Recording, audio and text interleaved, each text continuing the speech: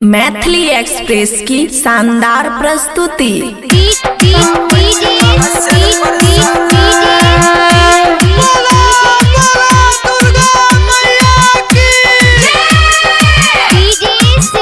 खुशी recording studio बलुआ।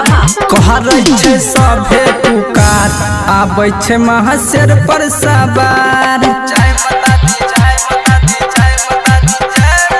कहरै छै सभे पुकार आबै छै महाशर पर सवार।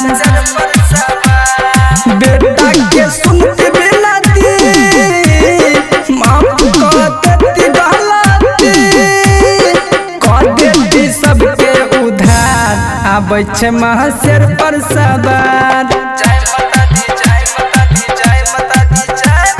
करै छै सभे पुकार आबै छै महाशर पर सवार। आबै छै महाशर पर सवार।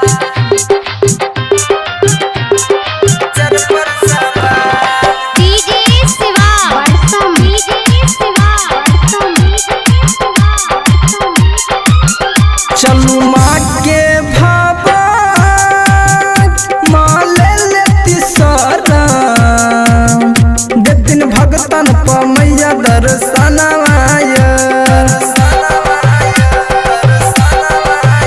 माँ के महिमा निराली संग में रहै छै काली। अहीं करै छी असुर के संहारी देती सबके बेड़ा पार आबै छै महाशर पर सवार। करै छै सभे पुकार आबै छै महाशर पर सवार। खुशी रिकॉर्डिंग स्टूडियो बलुआ।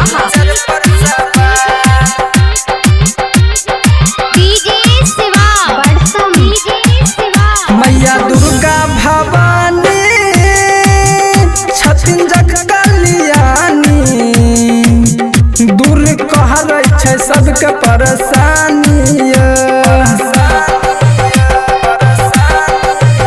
चलू चलू यो भैया मिथिला आबै छै मैया सब करबै मिलके रजिया। कह देते सबके नैया पार आबै छै महाशर पर सवार।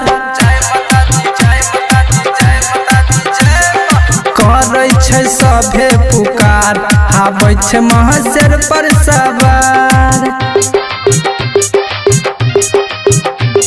आबै छै महाशर पर सवार।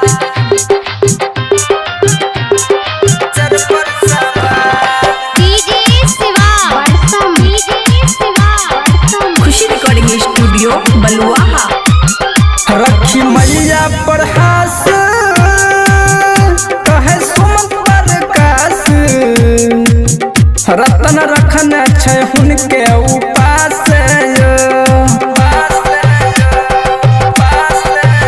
मैया चार भुजा धारी आबै सर पर सवारी पूजा करै ले आबै पुजारी। हरो भैया छै उनके कहार आबै छै महाशर पर सवार। करै छै सभे पुकार आबै छै महाशर पर सवार।